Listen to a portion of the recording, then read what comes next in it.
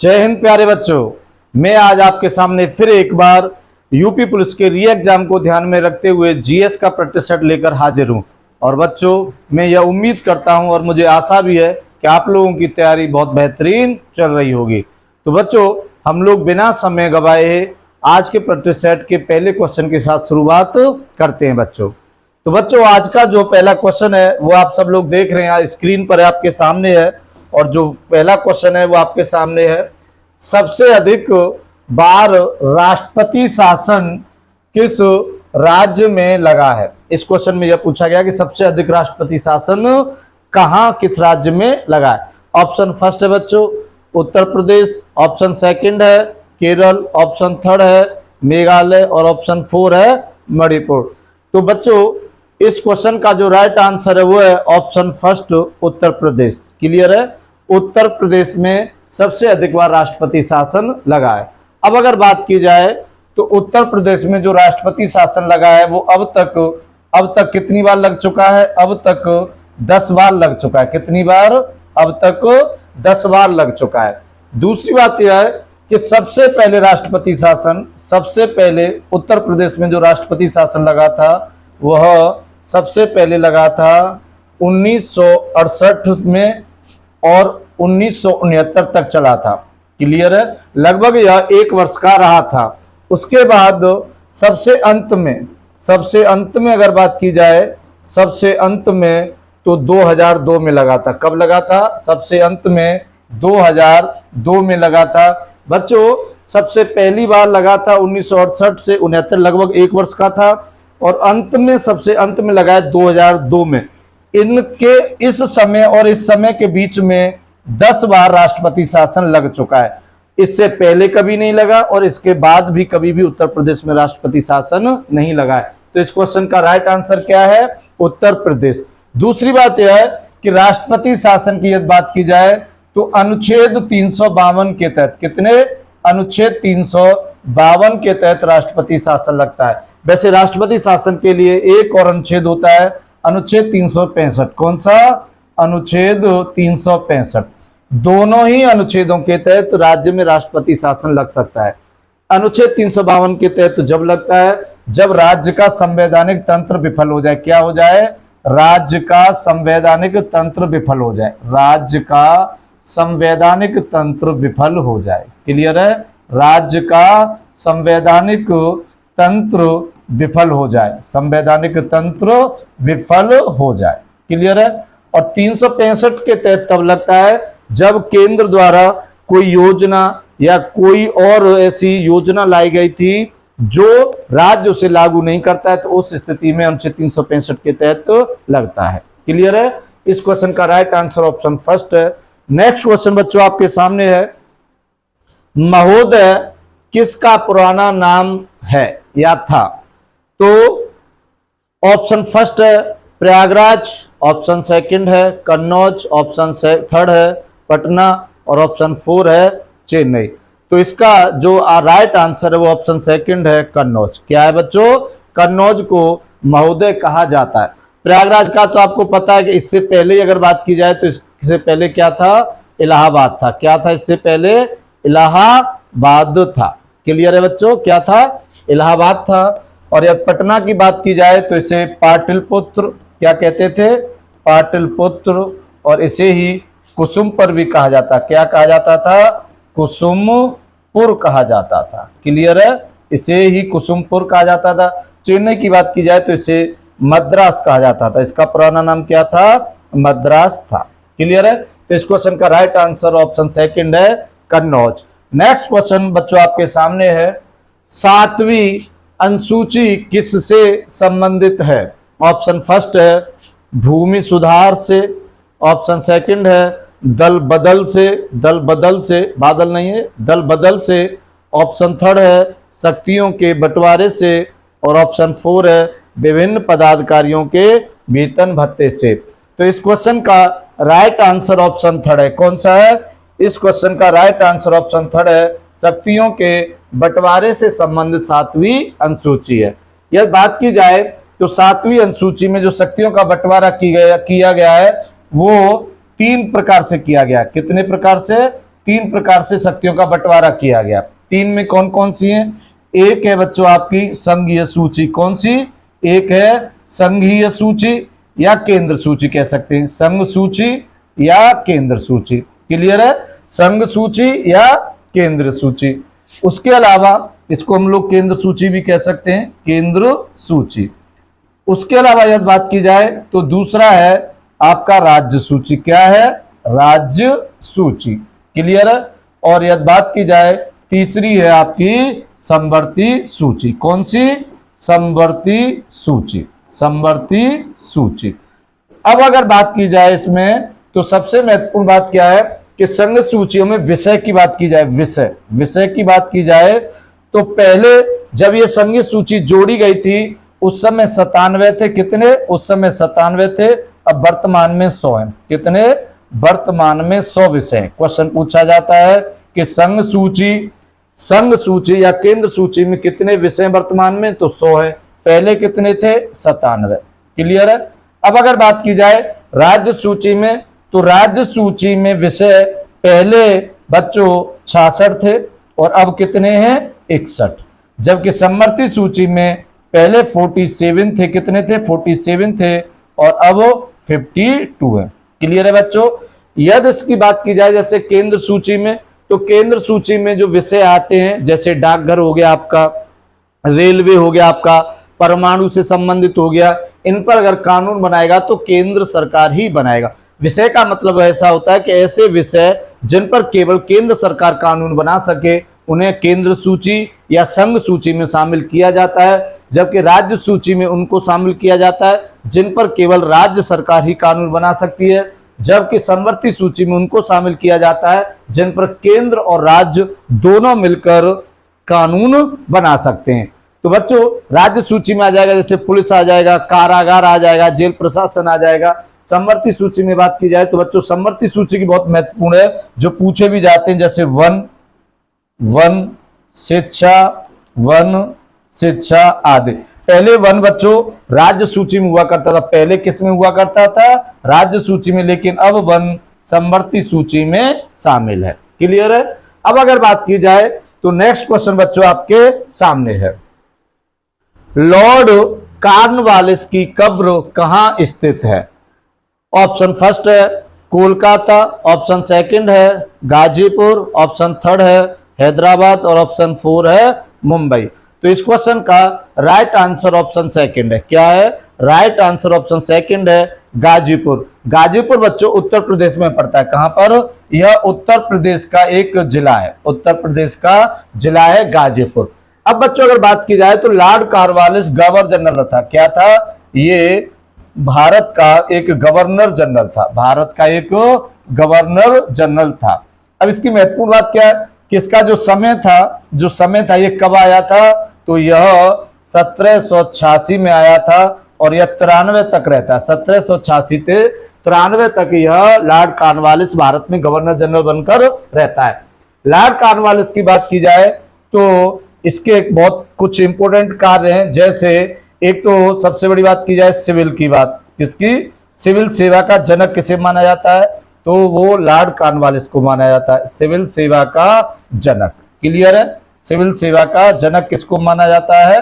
Lord Cornwallis को। या दूसरी बात की जाए तो इसके अलावा सिविल सेवा के जनक के अलावा जो लॉर्ड कॉर्नवालिस है इसने एक कोड संहिता थी। क्या थी? एक शक्तियों का पृथक्करण किया था। क्या किया था? शक्तियों का पृथक्करण। तो हम लोग लिख सकते हैं कि शक्तियों का पृथक्करण किसने किया था? तो लॉर्ड कॉर्नवालिस ने शक्तियों का पृथक्करण किया था। क्या किया था? शक्तियों का पृथक्करण किया था। उसके अलावा जैसे पूछ लिया जाए अलग से कलेक्टर के पद का सृजन, तो कलेक्टर के पद का सृजन, कलेक्टर पद का सृजन भी लॉर्ड कॉर्नवालिस ने ही किया था। क्लियर है? उसके अलावा यदि बात की जाए तो लॉर्ड कॉर्नवालिस ने ही बच्चों एक स्थायी बंदोबस्त था। क्या था? स्थायी बंदोबस्त था, उसकी भी शुरुआत की थी। स्थायी बंदोबस्त की शुरुआत भी लॉर्ड कॉर्नवालिस ने की थी। क्लियर है? स्थायी बंदोबस्त की शुरुआत किसने की थी? लॉर्ड कॉर्नवालिस ने की थी। क्लियर है बच्चों? इस क्वेश्चन का राइट आंसर ऑप्शन सेकंड है। नेक्स्ट क्वेश्चन आपके सामने है, भारत के साथ सबसे अधिक लंबी सीमा कौन सा देश साझा करता है? ऑप्शन फर्स्ट है अफगानिस्तान, ऑप्शन सेकंड है चीन, ऑप्शन थर्ड है बांग्लादेश, ऑप्शन फोर है पाकिस्तान। तो मैं आपको बता दूं इस क्वेश्चन का राइट आंसर ऑप्शन थर्ड है। क्या है? राइट आंसर ऑप्शन थर्ड है, बांग्लादेश है जो भारत के साथ सबसे ज्यादा सीमा साझा करता है, या हम लोग दूसरे शब्दों में यह कह सकते हैं कि सबसे अधिक बाउंड्री जिस देश के साथ भारत की लगती है वह बांग्लादेश है। क्लियर है बच्चों? अब अगर बात की जाए तो बांग्लादेश के साथ जो लगती है वो लगभग 4096 किलोमीटर है। कितनी है बच्चों? लगभग 4096 किलोमीटर है। अब अगर बात की जाए पाकिस्तान के चीन के साथ जो लगती है वो बच्चों 3400 लगभग 88 किलोमीटर। कितनी? लगभग 3488 किलोमीटर है। यदि पाकिस्तान की बात की जाए तो इसकी 3323 किलोमीटर लगती है। क्लियर है बच्चों? कितनी लगती है? लगभग 3323 किलोमीटर लगती है। और अफगानिस्तान की बात की जाए तो लगभग 100 किलोमीटर। इसका तो 100 किलोमीटर भी लिखा मिल जाएगा, 90 किलोमीटर भी लिखा मिल जाएगा और 110 किलोमीटर भी लिखा मिल जाता है। क्लियर बच्चों? कोई भी मिल जाए, कोई नहीं पूछ रहा, कोई इसमें ऐसी बात नहीं है कि कोई आपसे प्रॉपर पूछे, लेकिन मैंने आपको बता दिया यह इस लिहाज से इंपॉर्टेंट है कि सबसे कम बाउंड्री लगती है वो अफगानिस्तान के साथ ही लगती है। सबसे कम सीमा वह अफगानिस्तान की लगती है। सबसे कम सीमा बनाने वाला देश भारत के साथ कौन सा है? सबसे कम सीमा बनाने वाला देश है अफगानिस्तान। क्लियर है? क्या है? सबसे कम सीमा है अफगानिस्तान की और सबसे अधिक सीमा है बांग्लादेश की। क्लियर है बच्चों? नेक्स्ट क्वेश्चन आपके सामने है, भारत की उत्तर से दक्षिण की दूरी कितने किलोमीटर है? ऑप्शन फर्स्ट है 2933 किलोमीटर, ऑप्शन सेकंड है 3214 किलोमीटर, ऑप्शन थर्ड है 4500 किलोमीटर और ऑप्शन फोर है 15200 किलोमीटर। तो इसमें क्या पूछा गया है कि मान लीजिए ये आपका भारत है, हमने बना लिया मान लीजिए, और ये दक्षिण भारत है। ये क्लियर है? ये आपका दक्षिण भारत है। तो इसने पूछा यहां से यहां तक की दूरी। क्या? ये उत्तर है, आप सब लोग जानते हो, ये दक्षिण है। क्लियर है? और ये पश्चिम है और ये बच्चों पूरब है। ये पूरब है। अब उसने क्या पूछा है कि उत्तर से दक्षिण तक की दूरी कितनी है? तो उत्तर से दक्षिण तक की दूरी 3214 किलोमीटर। कितनी है? 3214 किलोमीटर है। जबकि पूरब से और पश्चिम तक की दूरी की बात की जाए तो ये 2933 किलोमीटर है। क्लियर है? तो पूछा क्या? उत्तर से दक्षिण तक। तो इस क्वेश्चन का राइट आंसर ऑप्शन सेकंड है 3214 किलोमीटर। क्लियर है? उत्तर से दक्षिण तक की दूरी कितनी है? 3214 किलोमीटर। क्लियर है? 2933 पूरब से पश्चिम है और 15200 किलोमीटर की बात की जाए तो यह भारत की स्थलीय सीमा है। ये क्या है? भारत की स्थलीय सीमा है। भारत की स्थलीय सीमा है। क्लियर है? स्थलीय सीमा कितनी है? 15200 किलोमीटर। नेक्स्ट क्वेश्चन आपके सामने है, भारत का वह कौन सा स्थान है जहां बंगाल की खाड़ी, अरब सागर तथा हिंद सागर मिलते हैं? क्लियर बच्चों? इसमें क्या पूछा गया है? भारत का वह कौन सा स्थान है जहां बंगाल की खाड़ी, अरब सागर तथा हिंद महासागर मिलते हैं? ऑप्शन फर्स्ट है कन्याकुमारी, ऑप्शन सेकंड है रामेश्वर, ऑप्शन थर्ड है इंदिरा पॉइंट और ऑप्शन फोर है इंदिरा कॉल। तो मैं आपको बता दूं कि आप ये दक्षिण भारत है या ये प्रायद्वीपीय भारत है। यह प्रायद्वीपीय भारत की बात की जाए तो आप सब लोग जानते हो कि यह अरब सागर है। ये क्या है? ये अरब सागर है। ये अरब सागर है। ये क्या है? अरब सागर है। अब अगर बात की जाए ये अरब सागर है। अब अगर बात की जाए तो ये बंगाल की खाड़ी है। ये क्या है? यहां पर बंगाल की खाड़ी है। ये बंगाल की खाड़ी है। क्लियर है? ये बंगाल की खाड़ी है। और अगर बात की जाए तो यहां पर जो नीचे है वो हिंद महासागर है। ये क्या है? यहां पर हिंद महासागर है। हिंद महासागर है। हिंद महासागर है। अब इस क्वेश्चन में क्या पूछा गया है कि बंगाल की खाड़ी, अरब सागर और हिंद महासागर कहां मिलते हैं? तो बच्चों मैं आपको बता दूं ये अरब सागर, हिंद महासागर, बंगाल की खाड़ी इस स्थान पर मिलते हैं, जिसको हम लोग कन्याकुमारी के नाम से जानते हैं। क्या जानते हैं हम लोग इसे? कन्याकुमारी के नाम से जानते हैं। क्लियर है? तो इस क्वेश्चन का राइट आंसर ऑप्शन फर्स्ट है, कन्याकुमारी। क्या है इस क्वेश्चन का राइट आंसर? ऑप्शन फर्स्ट है, कन्याकुमारी। क्लियर है बच्चों? कन्याकुमारी इस क्वेश्चन का राइट आंसर है। नेक्स्ट क्वेश्चन आपके सामने है G7। कौन सा क्वेश्चन है? G7 सम्मेलन का आयोजन 2024 में कहां होगा? ऑप्शन फर्स्ट है इटली में, ऑप्शन सेकंड है जर्मनी में, ऑप्शन थर्ड है संयुक्त अरब अमीरात में, और ऑप्शन फोर है सऊदी अरब में। तो इस क्वेश्चन का जो राइट आंसर है वो है ऑप्शन फर्स्ट। क्या है? इटली में 2024 में G7 का शिखर सम्मेलन होगा। क्लियर है? अब अगर बात की जाए तो G7 सम्मेलन है क्या? G7 सम्मेलन की यदि बात की जाए तो G7 की जो स्थापना हुई थी वो 1975 में हुई थी। कब हुई थी? 1975 में हुई थी। जब हुई थी तब उस समय 6 सदस्य थे, फिर इसमें 1998-99 में 8 सदस्य हो गए, लेकिन 2014 में फिर आपको मैं बता दूं 7 रह गए, रूस चला जाता है। स्थापना 1975 में हुई थी। अब G7 का मतलब होता है ग्रुप ऑफ 7। G7 की यदि बात की जाए, G का मतलब होता है ग्रुप। क्या होता है? ग्रुप। और 7 का मतलब 7। कहने का मतलब यह है कि ग्रुप 7 में वो ऐसी कंट्री हैं जो विकसित हैं। कैसी हैं? वो विकसित हैं। इनकी अगर नाम की बात की जाए तो इसमें कनाडा है, आपका ब्रिटेन है, आपका फ्रांस है, आपका यूएसए या अमेरिका है, आपका जर्मनी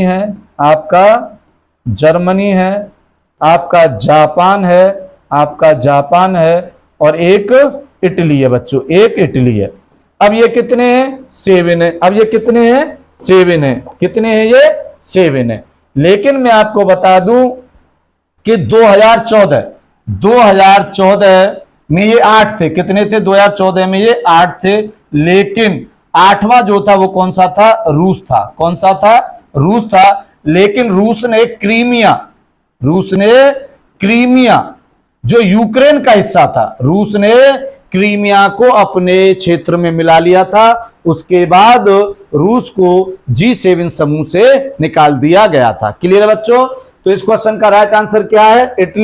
इटली में 2024 में G7 सम्मेलन का आयोजन होगा। क्लियर है? नेक्स्ट क्वेश्चन आपके सामने है मानव विकास। क्या है? मानव विकास सूचकांक 2023-24 में भारत को कौन सा स्थान प्राप्त हुआ है?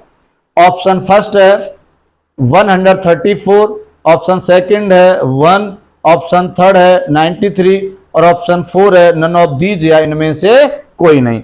तो मैं आपको बता दूं इस क्वेश्चन का जो राइट आंसर है वो है ऑप्शन फर्स्ट। क्या है? Option first. मानव विकास सूचकांक 2023-24 में भारत को 134वीं रैंक हासिल की है। क्लियर है? अब देखिए इसमें मानव विकास सूचकांक की यदि बात की जाए तो मानव विकास सूचकांक सबसे पहले 1990 में एक महबूब उल हक, एक क्या नाम था उनका? महबूब उल हक नामक व्यक्ति थे, इन्होंने इसकी शुरुआत की थी। क्लियर है? और ये कहां के थे? ये पाकिस्तान के थे। कहां के थे? ये पाकिस्तान के थे। क्लियर है? ये कहां के थे? पाकिस्तान के थे।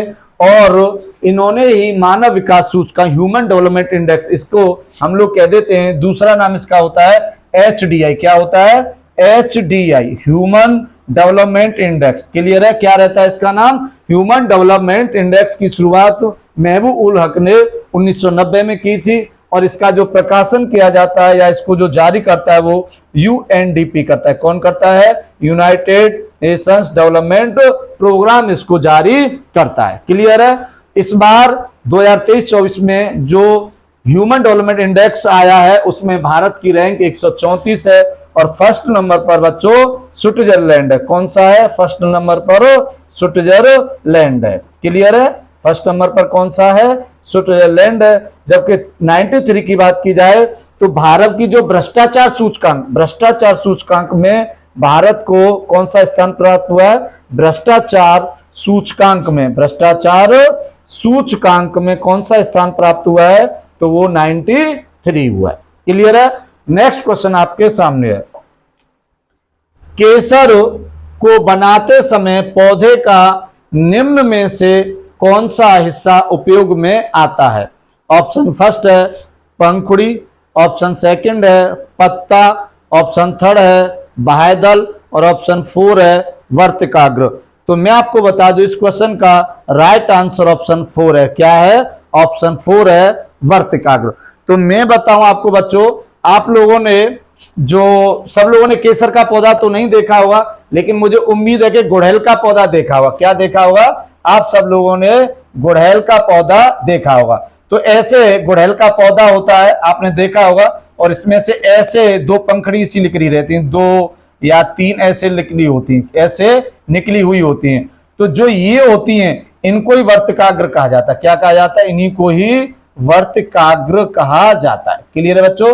गुड़हल का पौधा आप लोगों ने देखा होगा, जो फूल होता है उसमें से कुछ पुंछरी सी निकली होती है, छोटी छोटी बहुत महीन होती है ये, इसमें भले आपको मोटी लग रही है, इनको वर्तिकाग्र कहा जाता है और इसी से केसर प्राप्त होता है। क्लियर है? केसर पौधे के किस भाग से प्राप्त होता है? तो वर्तिकाग्र से होता है। क्लियर है? नेक्स्ट क्वेश्चन आपके सामने है। नेक्स्ट क्वेश्चन की यदि बात की जाए, भारत के किस राज्य में लिंगानुपात सबसे कम है? ऑप्शन फर्स्ट है केरल, ऑप्शन सेकंड है तमिलनाडु और ऑप्शन थर्ड है हरियाणा और ऑप्शन 4 है कर्नाटक। तो मैं आपको बता दूं इस क्वेश्चन का राइट आंसर है हरियाणा। सबसे कम 2011 की जनगणना के अनुसार सबसे कम लिंगानुपात वाला राज्य हरियाणा है। क्लियर है? दूसरी बात यह है कि हरियाणा इसी लिंगानुपात में नहीं है, बल्कि 0 से 6 वर्ष के आयु में भी, 0 से 6 वर्ष की आयु के बच्चों में भी लिंगानुपात में सबसे कम है। 0 से 6 वर्ष की आयु के मामले में भी हरियाणा का लिंगानुपात सबसे कम है। उसके अलावा जो हरियाणा का लिंगानुपात है वो 879 है। कितना है? हरियाणा का जो लिंगानुपात है वो 879 है। और बच्चों केरल का सबसे अधिक लिंगानुपात है। केरल का सबसे अधिक लिंगानुपात है। सबसे अधिक लिंगानुपात किस राज्य का है? तो केरल का। सबसे अधिक लिंगानुपात वाला राज्य कौन सा है? वो केरल है। क्लियर है? सबसे अधिक लिंगानुपात वाला राज्य क्या है? केरल। और इसका जो लिंगानुपात है बच्चों वो 1084 है। कितना है? 1084 है। क्लियर है? सबसे कम हरियाणा का है, इसका लिंगानुपात 879 है और सबसे अधिक केरल का जिसका 1084 है। क्लियर है? नेक्स्ट क्वेश्चन आपके सामने है, भारतीय संसद में कौन सी स्थिति में सदन किसी सदस्य की सीट को रिक्त कर सकता है? इसमें क्वेश्चन में यह पूछा गया है कि यदि कोई भी सदस्य अगर अपने सदन में नहीं जाता है तो कितने दिन तक नहीं जाता है। यदि वह इतने दिन, एक निश्चित सीमा, यदि इतने दिन वह नहीं जाएगा तो उसकी सदस्यता उसकी खत्म कर दी जाएगी। ऑप्शन फर्स्ट है यदि वह सदस्य लगातार 60 दिनों से अधिक जो भी सभाएं होती उस सदन की उन सभी में अनुपस्थित रहता है। ऑप्शन सेकंड है यदि वह सदस्य लगातार 40 दिनों से अधिक सभी सभाओं में अनुपस्थित रहता है। और ऑप्शन थर्ड है यदि वह सदस्य लगातार 1 वर्ष तक सभी सभाओं में अनुपस्थित रहता है। इसमें चौथा ऑप्शन तो आया ही नहीं, कोई जरूरत नहीं बच्चे, आंसर है इस क्वेश्चन का जो राइट आंसर है बच्चे वो ऑप्शन फर्स्ट है। क्या है? ऑप्शन फर्स्ट है। ऑप्शन फर्स्ट कहता है कि यदि कोई भी सदन, किसी भी सदन का कोई भी सदस्य है, चाहे लोकसभा हो या राज्यसभा हो या विधानसभा हो, इस प्रकार के सदन होते हैं, यदि कोई सदस्य उनमें 60 दिन तक यदि लगातार नहीं जाता है बिना सूचित किए तो उसकी सदस्यता समाप्त कर दी जाती है। क्लियर है बच्चे? नेक्स्ट क्वेश्चन आपके सामने है, लाई हरोबा लोक नृत्य शैली किस भारतीय राज्य में प्रचलित है? ऑप्शन फर्स्ट है असम, ऑप्शन सेकंड है मणिपुर, ऑप्शन थर्ड है मिजोरम और ऑप्शन 4 है नागालैंड। तो तो इस क्वेश्चन का राइट आंसर ऑप्शन सेकंड है मणिपुर। क्लियर है बच्चों, क्या है? ऑप्शन सेकंड है मणिपुर। यह बात की जाए तो मणिपुर में कुछ एक दो और हैं, जैसे मणिपुर में एक तो मणिपुरी हो गया, एक क्या हो गया? मणिपुरी हो गया। कौन सा हो गया? एक मणिपुरी हो गया, एक थांगटा हो गया, एक कौन सा हो गया? थांगटा हो गया। क्लियर बच्चों, एक मणिपुरी हो गया, एक थांगटा हो गया और एक लाई हरोबा है। ये सभी मणिपुर से संबंधित हैं। क्लियर है बच्चों। नेक्स्ट क्वेश्चन आपके सामने है, भारतीय संसद के दोनों सदनों की संयुक्त बैठक को कौन आहूत करता है? कौन आहूत करता है?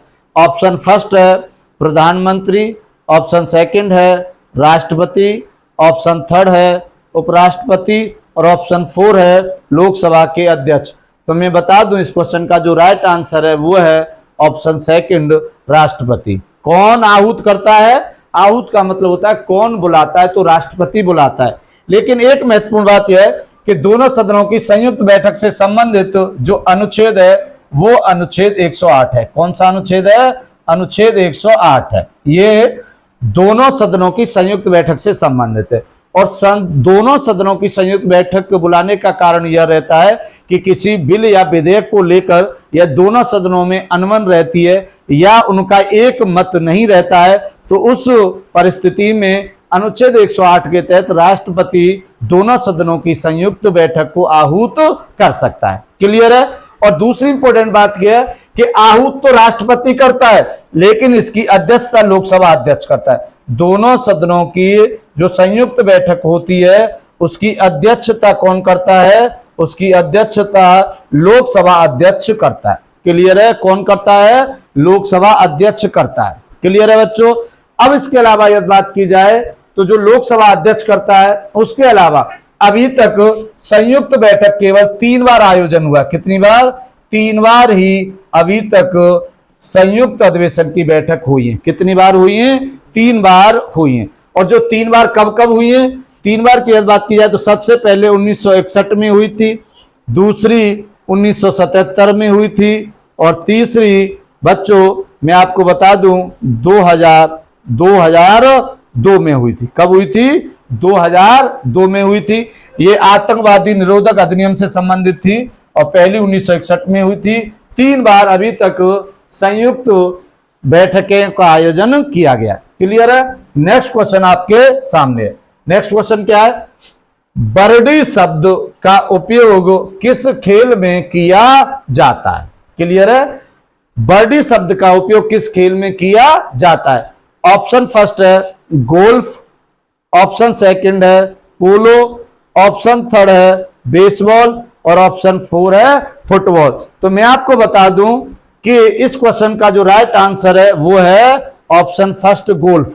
गोल्फ में बर्डी शब्द का प्रयोग किया जाता है। गोल्फ में कुछ एक दो शब्द और हैं इंपोर्टेंट है जो पूछे जाते हैं। एक है ईगल, पूछा जाता है कि ईगल शब्द का प्रयोग किसमें किया जाता है, तो भी गोल्फ है। और एक है अल्बाट्रॉस। कौन सा है?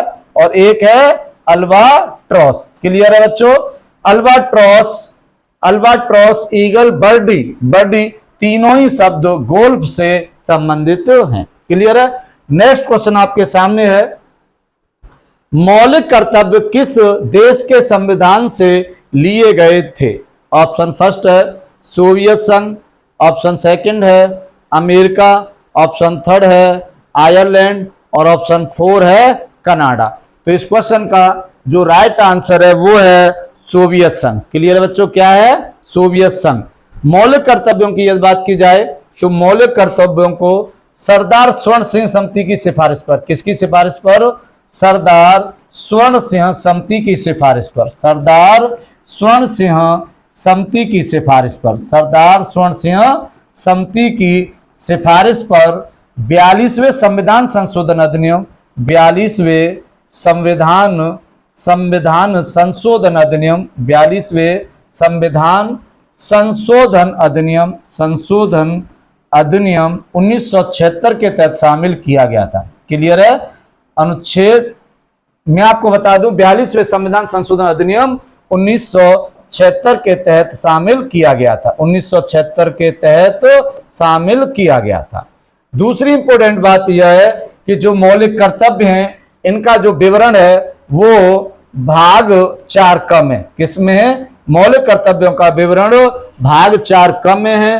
और यदि इनकी बात की जाए तो जो अनुच्छेद है वो अनुच्छेद 51 का है। कौन सा अनुच्छेद है? अनुच्छेद 51 का भाग 4 का। और सरदार स्वर्ण सेवक समिति की सिफारिश पर 42वें संविधान संशोधन अधिनियम 1976 के तहत शामिल किया गया था। दूसरी इंपॉर्टेंट बात यह है कि जब इस जो मौलिक कर्तव्यों को शामिल किया गया था भारतीय संविधान में, तब इनकी संख्या, मौलिक कर्तव्यों की संख्या कितनी थी? तो मौलिक कर्तव्यों की संख्या 10 थी। कितनी थी? 10 थी। लेकिन वर्तमान में यदि बात की जाए मौलिक कर्तव्यों की संख्या 11 है। क्या है? मौलिक कर्तव्यों की संख्या 11 है। और 11वां जो मौलिक कर्तव्य है वो शिक्षा से संबंधित था। क्लियर है बच्चों? 11वां मौलिक कर्तव्य था वो शिक्षा से संबंधित था। क्लियर है? और जो ये शिक्षा से संबंधित था। नेक्स्ट क्वेश्चन आपके सामने है, तुजू दर्रा भारत के किस राज्य में स्थित है? ऑप्शन फर्स्ट है मणिपुर, ऑप्शन सेकंड है हिमाचल प्रदेश, ऑप्शन थर्ड है सिक्किम और ऑप्शन 4 है अरुणाचल प्रदेश। तो इस क्वेश्चन का जो राइट आंसर है वो है ऑप्शन फर्स्ट मणिपुर। क्लियर है? मणिपुर में तुजू दर्रा है। क्लियर बच्चों? क्या है? मणिपुर में तुजू दर्रा है। लेकिन यदि बात की जाए तो इनके भी एक दो देख लो। हिमाचल प्रदेश में यदि बात की जाए, हिमाचल प्रदेश में एक तो बड़ा लाचा है। कौन सा है? एक बड़ा लाचा दर्रा है, काफी फेमस है, बड़ा लाचा दर्रा है।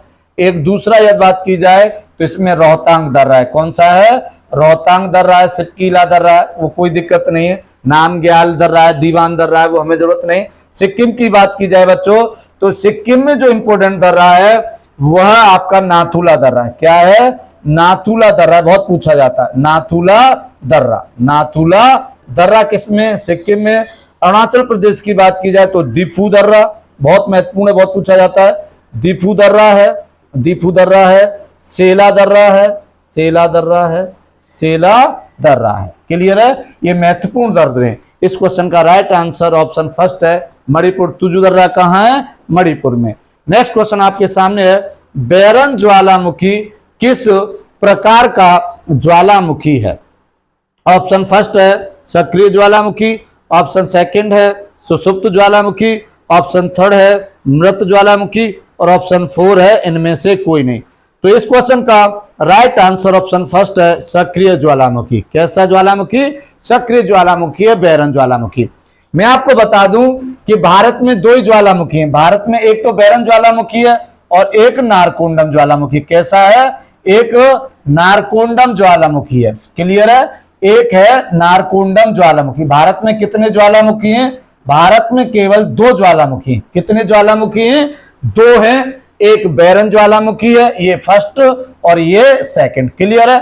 अब अगर बात की जाए तो ये दोनों ही ज्वालामुखी, दोनों ही जो ज्वालामुखी हैं बैरन और नारकोंडम, दोनों ही अंडमान निकोबार में, किसमें है? दोनों ही अंडमान निकोबार में स्थित हैं। क्लियर है? दोनों ही अंडमान निकोबार में है। क्लियर है? अंडमान निकोबार में स्थित है। क्लियर है बच्चों? अंडमान निकोबार में स्थित है। तीसरी बात यह है कि जो नारकोंडम ज्वालामुखी है, जो नारकोंडम ज्वालामुखी है यह सुषुप्त ज्वालामुखी है। कैसा ज्वालामुखी है? यह सुषुप्त ज्वालामुखी है। कैसा ज्वालामुखी है? यह सुषुप्त ज्वालामुखी है। जबकि बैरन एक सक्रिय ज्वालामुखी है। बच्चों सक्रिय ज्वालामुखी और सुषुप्त ज्वालामुखी में क्या अंतर होता है? सक्रिय ज्वालामुखी ऐसा होता है जिसमें से मैग्मा या लावा हमेशा ही निकलता रहता है। क्या? मैग्मा व लावा हमेशा निकलता रहता है। जबकि सुषुप्त ऐसे होते हैं जिनमें बहुत पहले उद्गार हुआ था या मैग्मा लावा निकला था, लेकिन वर्तमान में उनमें कोई संभावना नहीं है ज्वालामुखी उद्गार होने की, लेकिन भविष्य में संभावना है। और सबसे खतरनाक भी सुषुप्त ज्वालामुखी रहते हैं। नेक्स्ट क्वेश्चन आपके सामने है बच्चों, लघु अंडमान व दक्षिणी अंडमान के मध्य स्थित है। क्लियर है? क्या पूछा है? लघु अंडमान व मध्य अंडमान के मध्य स्थित है। ऑप्शन फर्स्ट है 10 डिग्री चैनल, ऑप्शन सेकंड है 8 डिग्री चैनल, ऑप्शन थर्ड है 9 डिग्री चैनल और ऑप्शन 4 है डनकन पास। तो मैं बता दूं आपको इस क्वेश्चन का राइट आंसर है ऑप्शन 4 डंकन पास। क्या है? Option 4 Duncan pass. Duncan pass है लघु अंडमान व दक्षिणी अंडमान के मध्य डंकन पास पाया जाता है। या हम लोग ऐसे कह सकते हैं कि डंकन पास के द्वारा ही लघु अंडमान व दक्षिणी अंडमान को जोड़ा जाता है या अलग किया जाता है। अब अगर बात की जाए बच्चों, तो 10 डिग्री जो चैनल है ये अंडमान व निकोबार के मध्य स्थित है। कहां स्थित है? ये अंडमान व निकोबार के मध्य स्थित है। अंडमान व निकोबार के मध्य स्थित है। क्लियर है बच्चों? अंडमान व निकोबार को कौन जोड़ता है? तो 10 डिग्री चैनल जोड़ता है, या हम ये कह सकते हैं कि अंडमान व निकोबार के मध्य है। 8 डिग्री चैनल की बात की जाए बच्चों, तो ये मिनिकॉय व मालदीव, मिनिकॉय व मालदीव के मध्य स्थित है। मालदीव के स्थित है। क्लियर है? मालदीव के मध्य स्थित है। और अगर बात की जाए 9 डिग्री चैनल बच्चों, तो ये लक्षद्वीप, ये लक्षद्वीप व मालदीव के मध्य स्थित है। क्लियर है? यह किस किस के मध्य स्थित है? लक्षद्वीप व मालदीव के मध्य स्थित है। क्लियर है बच्चों? इस क्वेश्चन का राइट आंसर ऑप्शन 4 है। नेक्स्ट क्वेश्चन की बात की जाए तो आपके सामने है, निम्नलिखित में से कौन सी जनजाति केरल राज्य में पाई जाती है? ऑप्शन फर्स्ट है डफला, ऑप्शन सेकंड है लेप्चा, ऑप्शन थर्ड है ये डाफर होता है, ऑप्शन थर्ड है डाफर, और ऑप्शन 4 है चेचू। तो मैं बता दूं इस क्वेश्चन का राइट आंसर ऑप्शन 4 है चेचू। क्लियर है बच्चों?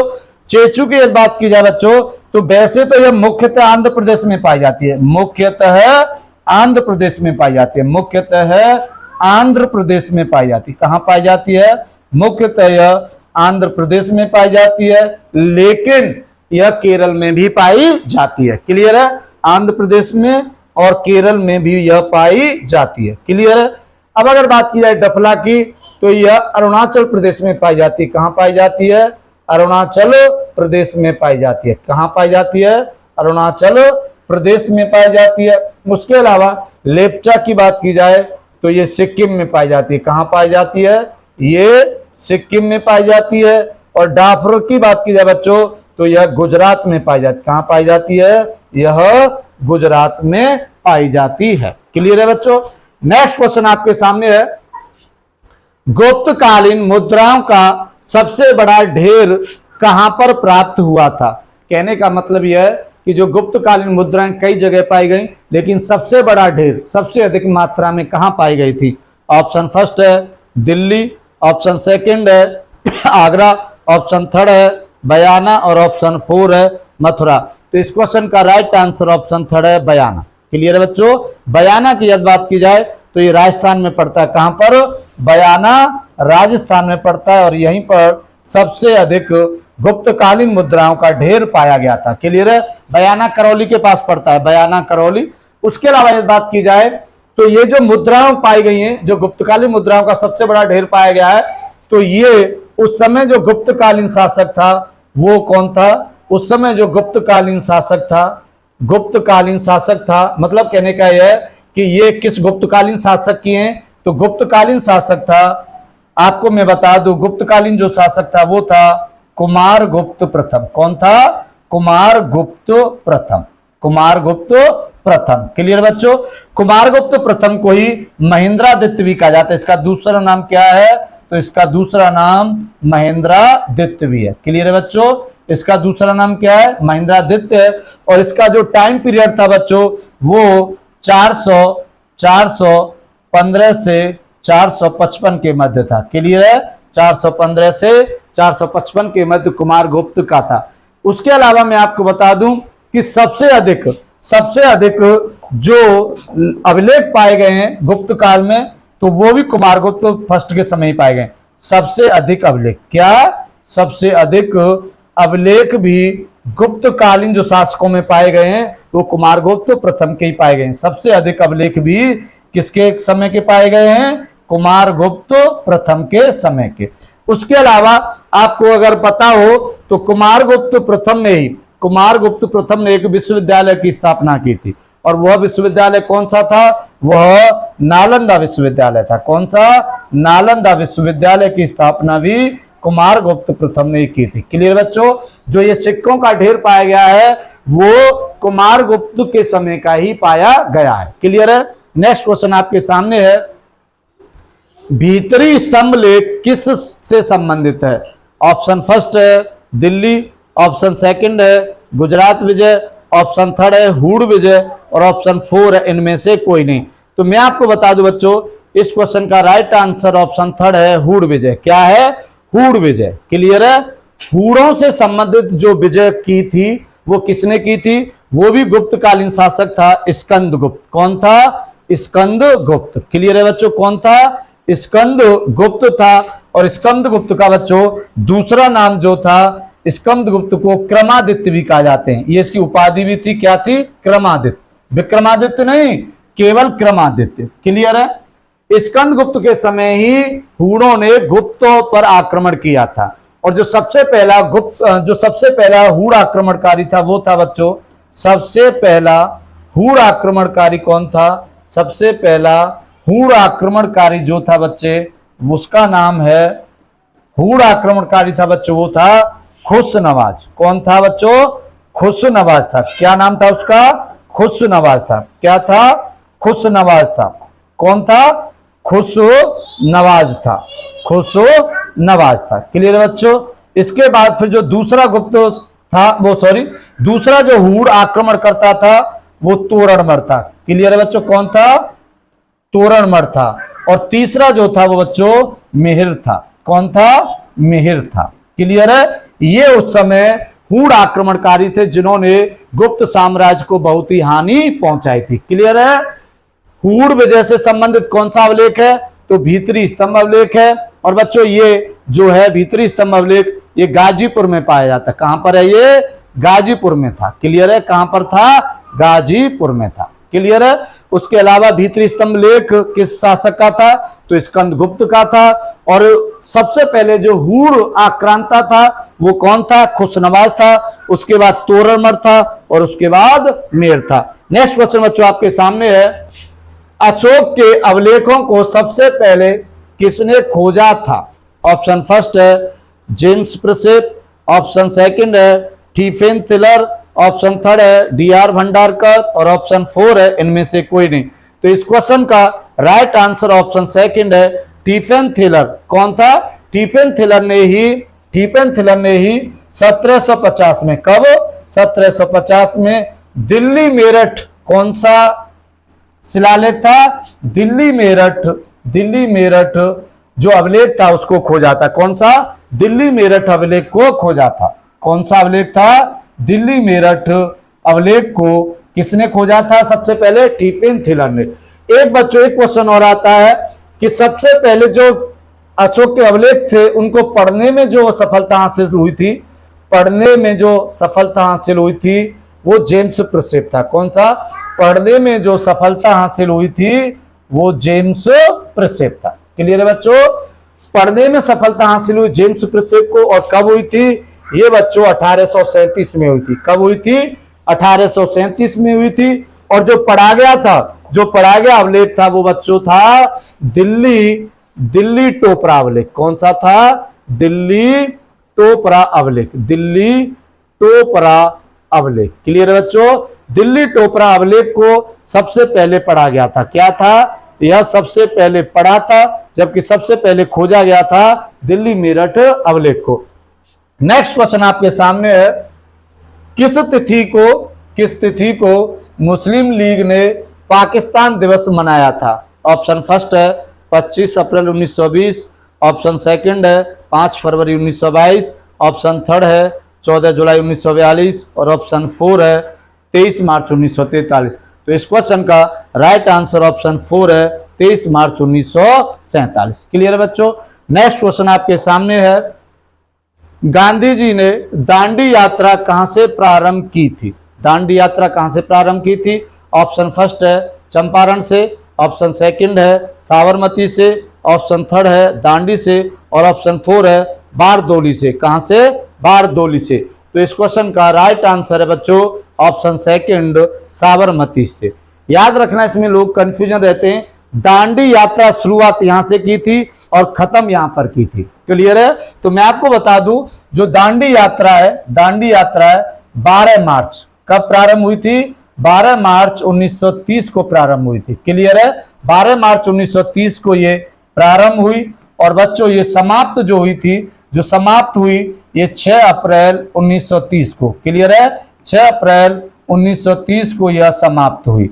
ये मैं आपको बता दूं 24 दिन, कितने दिनों की थी? ये 24 दिनों की यात्रा थी, 24 दिनों की यात्रा थी। अब अगर बात की जाए तो जो दूरी हासिल की थी वो दूरी 241 मील। कितनी? 241 मील। 241 मील लिखा मिल जाए या 240 मील, कोई इश्यू नहीं है। दांडी यात्रा गांधी जी ने साबरमती से प्रारंभ की थी। कहां से प्रारंभ की थी? साबरमती से प्रारंभ की थी और अंत दांडी में जाकर किया था। कहां पर? अंत दांडी में जाकर किया था। यहीं पर गांधी जी ने एक मुट्ठी भरकर नमक कानून को तोड़ा था। मुट्ठी भरकर नमक कानून को तोड़ा था। क्लियर है बच्चों? नमक कानून को तोड़ा था।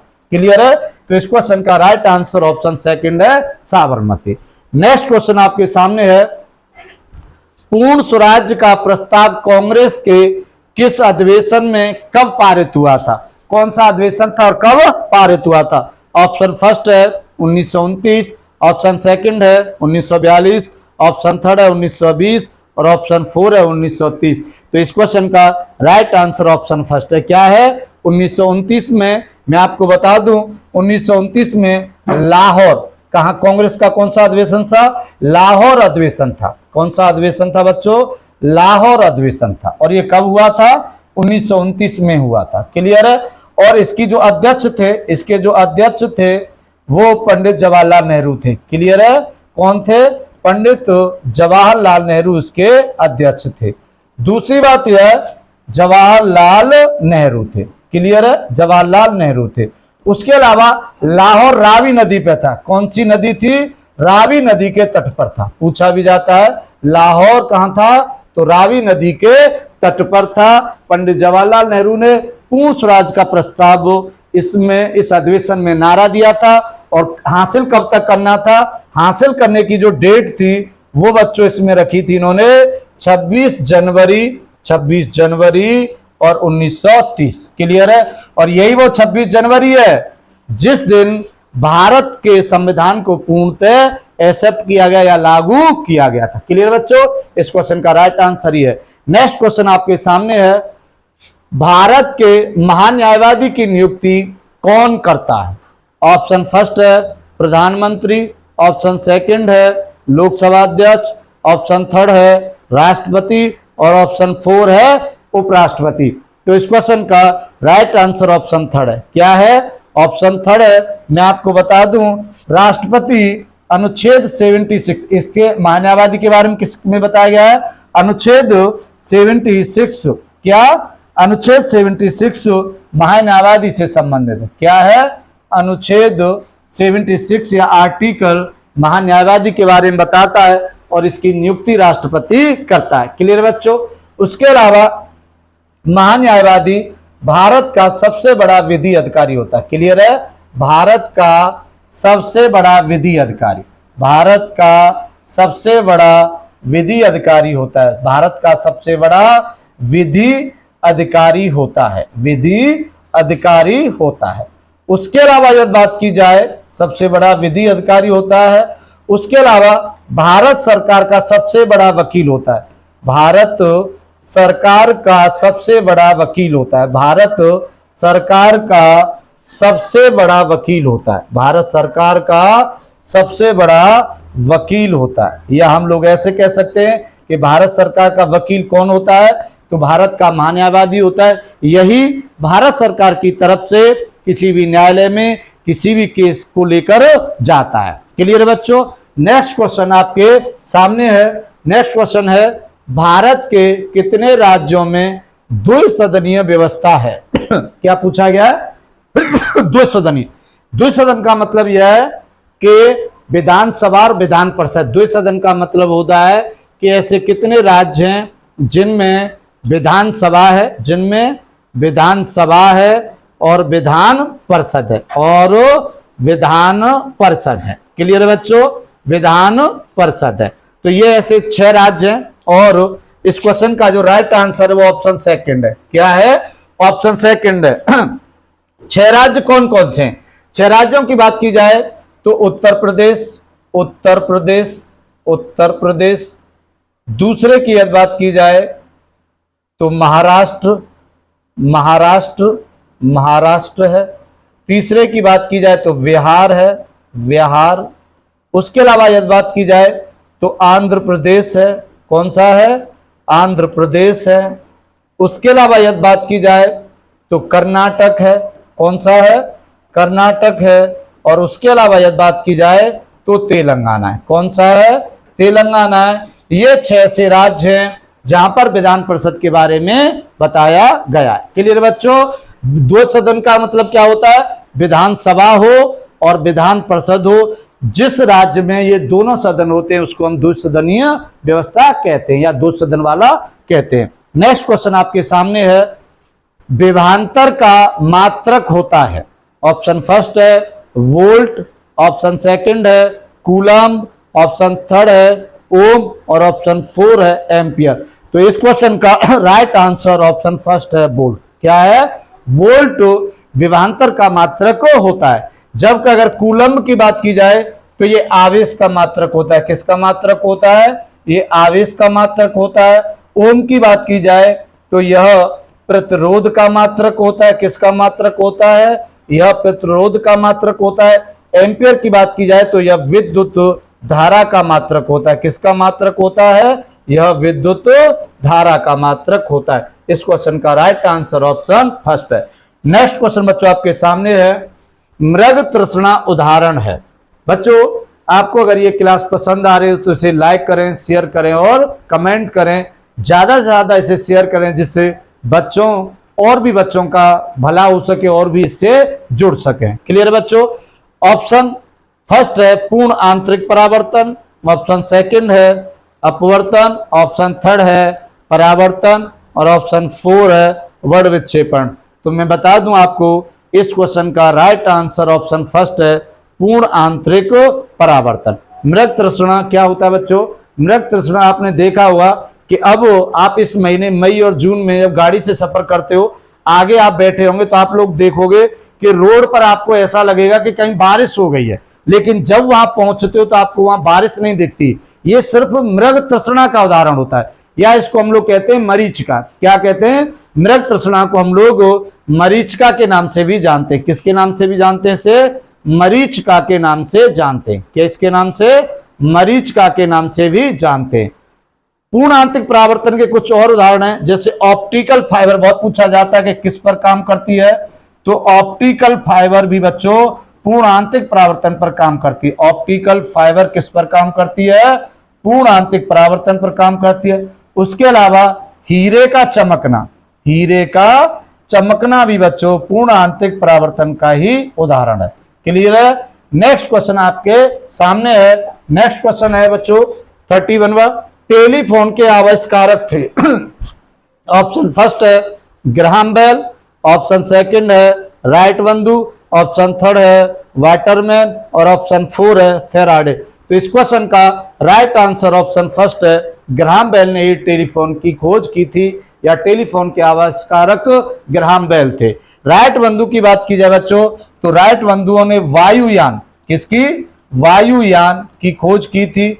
उसके अलावा वाटरमैन की बात की जाए बच्चों तो जो फाउंटेन पेन होता है, फाउंटेन पेन, फाउंटेन पेन के आविष्कारक कौन है? वाटरमैन है। और बच्चों फेराडे की बात की जाए तो ये ट्रांसफार्मर के, किसके? ट्रांसफार्मर के, किसके? ट्रांसफार्मर के आविष्कारक फेराडे।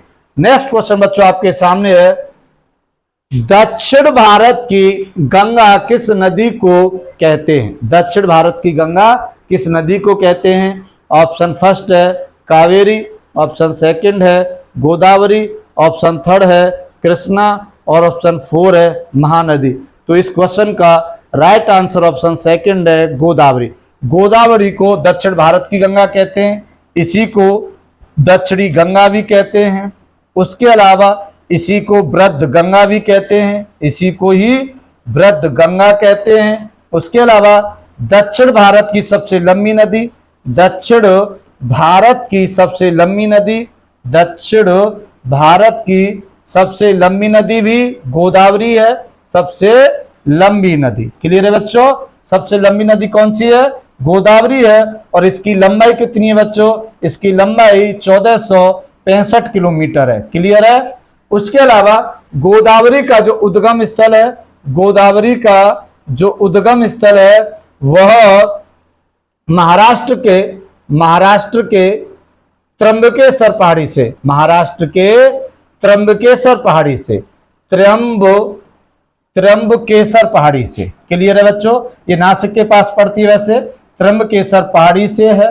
क्लियर है? उसके अलावा इसकी कुछ सहायक नदियों की यदि बात की जाए तो इसकी कुछ इंपोर्टेंट सहायक नदी हैं। सहायक नदी इसकी प्राणहिता, इंद्रावती,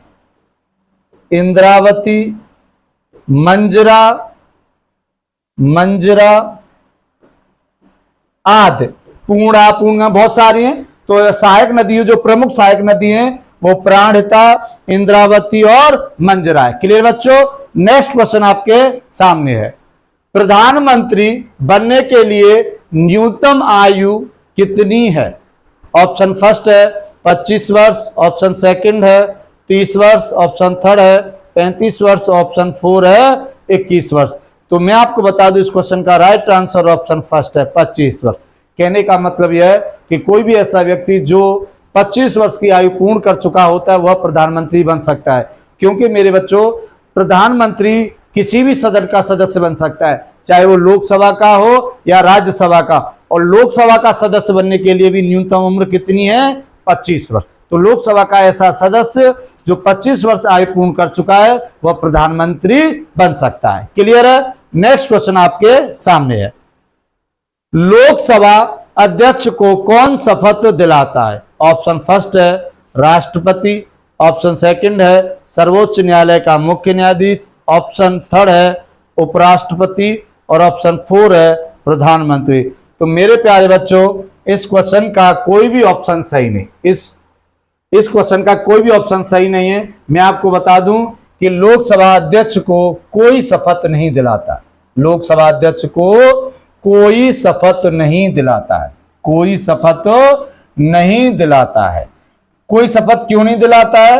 क्योंकि यह पहले ही सदस्य के रूप में शपथ ले चुका है, क्योंकि यह लोकसभा के सदस्य के रूप में पहले ही शपथ ले चुका होता है, सदस्य के रूप में शपथ ले चुका होता है। इसलिए लोकसभा अध्यक्ष को कोई भी शपथ नहीं दिलाता है। इस क्वेश्चन का कोई भी ऑप्शन सही नहीं है। नेक्स्ट क्वेश्चन आपके सामने है, निम्नलिखित में से ऐसा कौन सा सागर है जिससे अपना तट नहीं है या जिसका अपना तट नहीं है? ऑप्शन फर्स्ट है अटलांटिक महासागर, ऑप्शन सेकंड है आर्कटिक सागर, ऑप्शन थर्ड है प्रशांत महासागर और ऑप्शन 4 है सारगेसो सागर, सरगेसो या सारगेसो सागर। तो इस क्वेश्चन का राइट आंसर ऑप्शन 4 है सारगेसो सागर। मैं आपको बता दूं, सारगेसो सागर अटलांटिक महासागर में पाया जाता है, अटलांटिक महासागर में पाया जाता है। कहां पर पाया जाता है? अटलांटिक महासागर में पाया जाता है। और इसका कोई भी तट नहीं है। कोई भी तट क्यों नहीं है? आप ऐसे समझो कि ये अटलांटिक महासागर है, ये क्या है? ये अटलांटिक महासागर है। अब इसमें क्या है कि अटलांटिक महासागर का तो तट है, लेकिन यह ऐसे समझो कि ये एरिया है। ये एरिया कैसे समझो कि इस एरिया में जो टेम्परेचर रहता है वो बहुत ही अनुकूल रहता है। क्या रहता है? तापमान बहुत अनुकूल रहता है। तापमान कैसा रहता है? अनुकूल रहता है। और तापमान अनुकूल किसके लिए रहता है? फिश के लिए। किसके लिए? मछलियों के लिए, मछलियों के लिए। तो मैं आपको बता दूं कि ये मछलियां हैं, ये अपना भोजन किससे एक्सेप्ट करती हैं? तो यहां सागर में ही, इस अटलांटिक महासागर के इस एरिया में ये तापमान अनुकूल पाता है। मतलब तापमान अनुकूल का मतलब यह है कि यह न तो ज्यादा ठंडा है और न ज्यादा गर्म है। तो यहां पर मछलियां पूर्ण, जो मछलियों के लिए विकसित होने के लिए जो सबसे उपयुक्त कंडीशन है वो यहां बनती है। अब यहां बनती है तो यहां पर जो इनका जो भोजन पाइकोप्लैंक्टन होता है, पाइकोप्लैंक्टन जो होता है मछलियों का, पाइकोप्लैंक्टन, ये इनका पूर्णतः भोजन करने के लिए होता है। अब यहीं पर एक सारगैसो नामक घास पाई जाती है। क्या पाई जाती है? सारगैसो नामक घास पाई जाती है। सारगैसो नामक घास, या हम लोग कह सकते हैं कि सारगैसो नामक एक ऐसा खाने का पदार्थ है जिसे मछलियां खाती हैं, और यहां इस एरिया में अधिकता पाई जाती है। इस घास की अधिकता के कारण ही इस सागर का नाम सारगैसो सागर कर दिया गया, इसीलिए सारगैसो सागर का कोई भी तट नहीं है। क्लियर है बच्चों? नेक्स्ट क्वेश्चन आपके सामने है, गुलामों का गुलाम किस शासक को कहते हैं? ऑप्शन फर्स्ट है कुतुबुद्दीन ऐबक, ऑप्शन सेकंड है महमूद गजनवी, ऑप्शन थर्ड है इल्तुतमिश, और ऑप्शन फोर है गयासुद्दीन तुगलक। तो इस क्वेश्चन का राइट आंसर ऑप्शन थर्ड है इल्तुतमिश। इल्तुतमिश गुलामों का गुलाम था। कैसे था? कुतुबुद्दीन ऐबक सबसे पहले था। कौन था? कुतुबुद्दीन ऐबक दिल्ली सल्तनत पर पहले था। कुतुबुद्दीन ऐबक दिल्ली सल्तनत का संस्थापक था। ये गुलाम था। ये किसका गुलाम था? ये गौरी का गुलाम था, मोहम्मद गौरी का गुलाम था, मोहम्मद गौरी का गुलाम था। जब ये गुलाम है, इसके बाद शासक बनता है इल्तुतमिश। कौन बनता है? इल्तुतमिश।